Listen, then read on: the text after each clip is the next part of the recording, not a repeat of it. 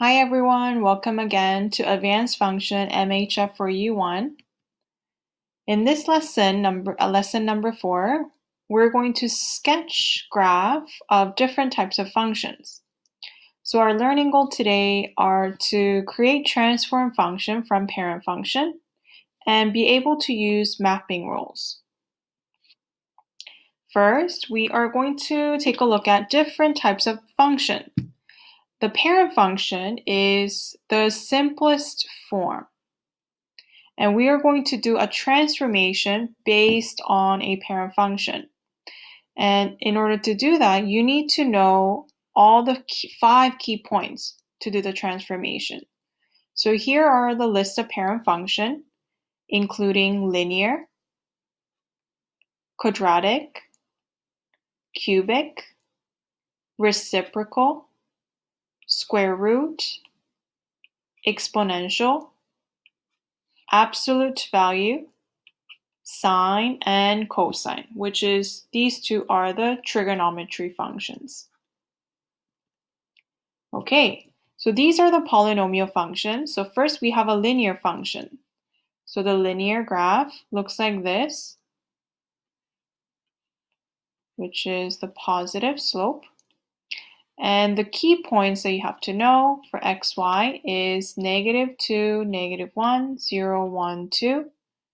It would be -2, -1, 0, 1, 2. So all I'm doing is I'm inputting -2 and -1, all the x value into the equation. And these are the 5 key points that you have to memorize. Most of them is for any polynomial, you're going to plug in -2, -1, 0, 1, 2. These are the central points near the origin. So what I'm going to do is I'm going to plug in -2 into the x squared quadratic. So it's -2 squared gives me 4. And so for 1, 0, 1, 2, 1, 4. So it will look something like this. And we have a cubic function that looks like in and out. And the 5 key points that you have to memorize is -2, -1, 0, 1, 2. And again, you're going to plug in -2 into the function. So it's -8, -1, 0, 1, and 8. Next, we have a reciprocal function. So reciprocal function looks something like this. So we have a vertical and horizontal asymptote. So we have a horizontal asymptote at y equals 0, and we have a vertical asymptote at x is equal to 0. The key points, the 5 key points for this one, it will be the same thing, -2, -1, 0, 1, 2. So at -2, it's going to be -0.5, -1. Now, keep in mind, if I have a 0 in the denominator, which is 1 over 0, it does not exist. So you will notice that at 0, there is no point. It's just an asymptote. And then 1 and 0.5. The next, we have a square root function. So square root looks like this. So for square root, the perfect square number will be very useful, and it's very clean numbers. So we will start from 0, 1, perfect square, 4, and 9, and 16. So it will be the square root of 0 is 0, 1, 2, 3, and 4. Then we have a exponential function, which is a base of 2. So if it's a positive exponent, the base is 2, it's going to look like this, like an exponential growth. The 5 key points for exponential growth, it will be, again, same thing, -2, -1, 0, 1, 2. So I'm going to plug in 2 to the negative 2, and it's going to give me 1 over 4. And then it will be 1 over 2.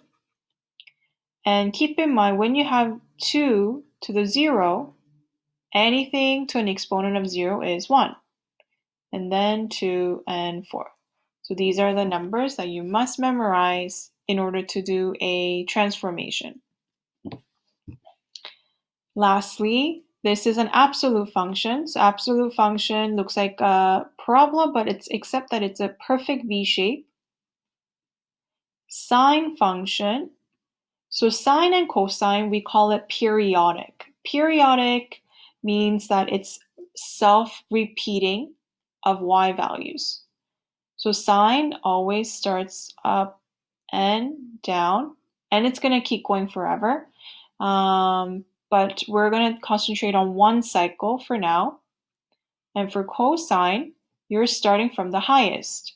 So careful, you always have to be dramatic in terms of curves, and like this.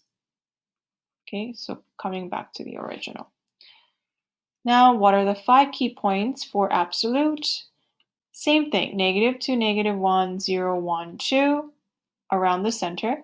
So I'm going to plug in absolute value of negative 2 is 2.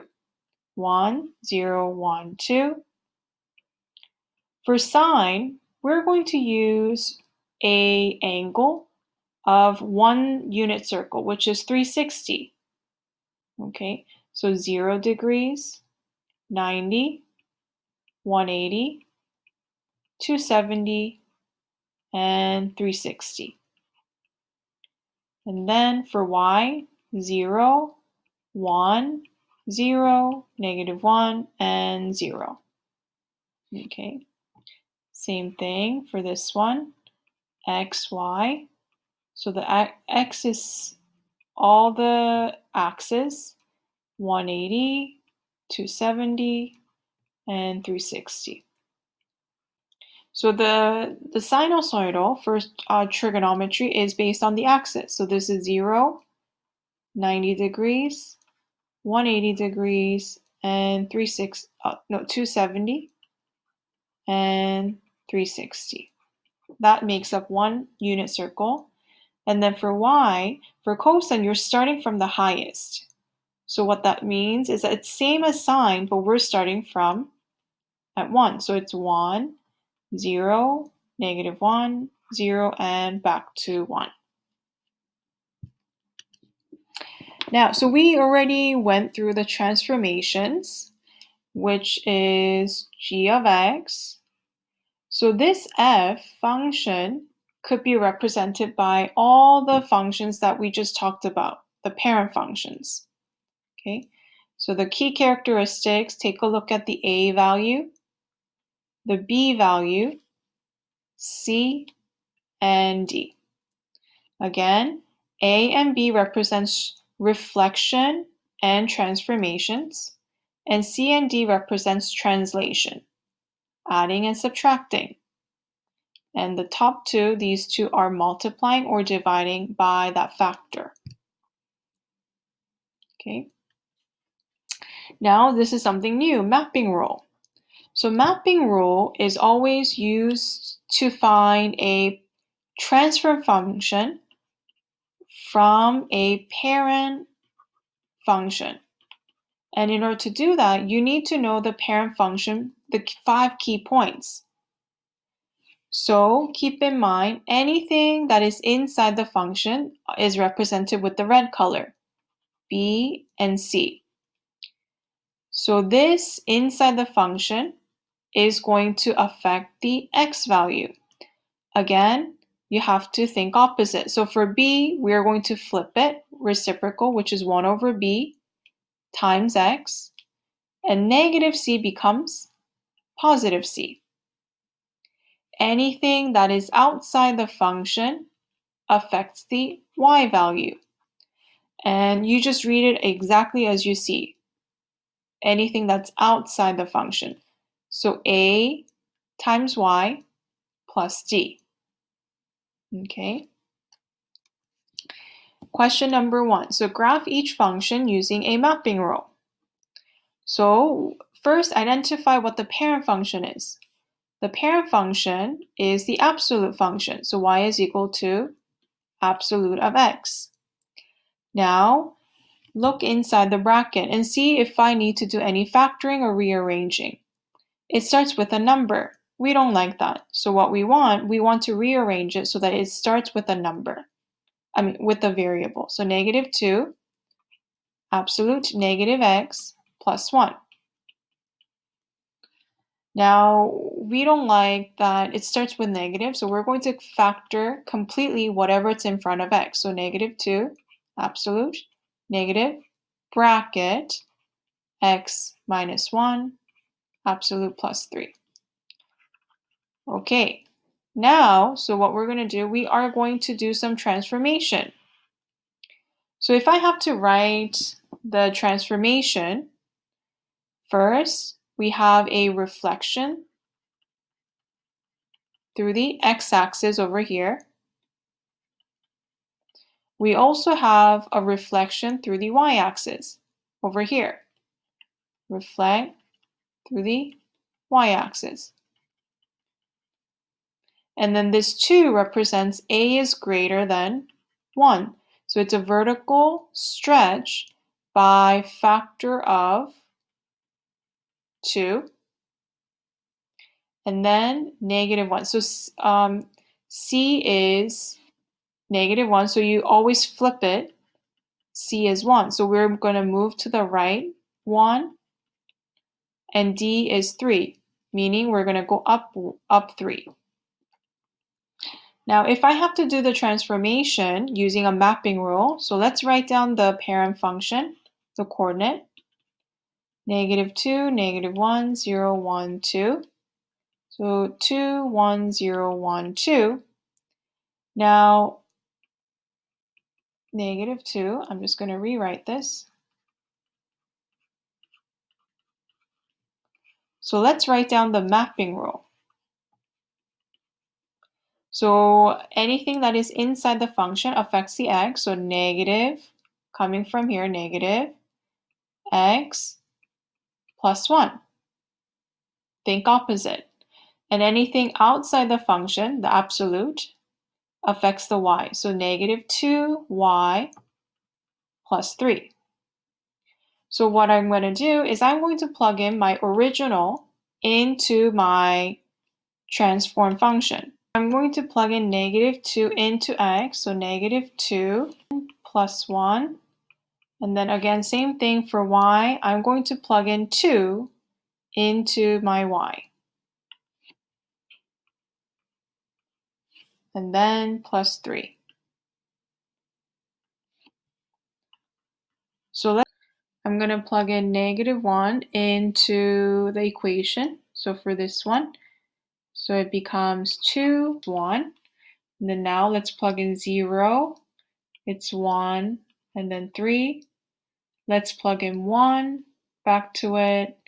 It's 0. And then it's going to be 1. It was going to be 1. And then let's plug in 2 into this one. It's going to be -1. -4 plus 3 is -1. Okay, so now we're going to graph this. So it seems like my vertex or the starting point is at 1, 3. And then when it's at -1, it's -1. So we're going to plot all the points. When it's at 2, it's 1. And when it's at 3, it's -1. So it will look something like this. This is the transformed function. Let's just assume that it starts there. Okay. Okay, so now we have a reciprocal function. So you may want to write this down. For reciprocal function, the transformation formula looks like this. So f at x is equal to a k x, well, we use b. So let's use A, B, x minus c plus d. So the mapping rule will be 1 over bx plus c, and then ay plus d. So now that you understand this mapping rule for reciprocal function, my mapping rule for this one will be, it's going to be x minus 3 and negative 2y minus 1. So let's write down the parent function, which is 1 over x. xy, so negative 2, negative 1, 0, 1, 2.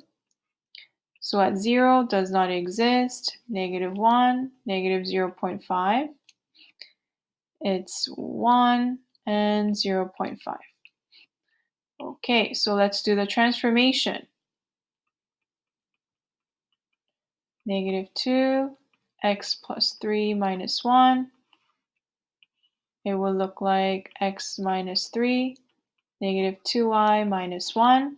So I'm going to plug in negative 2 into x. So it will give me negative 5. And negative 0.5 into y, which will give me 0. And then keep going. So negative 4, negative 3, negative 2, negative 1 would be 1, does not exist, negative 3, and negative 2. So it seems like we have a vertical asymptote at negative 3. X is equal to negative 3, and we have a horizontal asymptote at negative 1. Y is equal to negative 1. And then we're going to plug in all the points.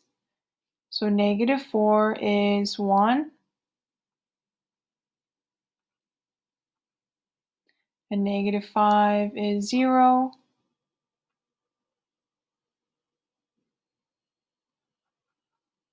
and then at negative 2 is going to be negative 3,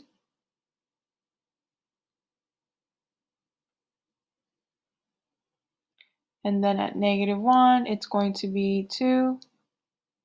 And then so just by looking at the pattern, we know the graph is going to look something like this.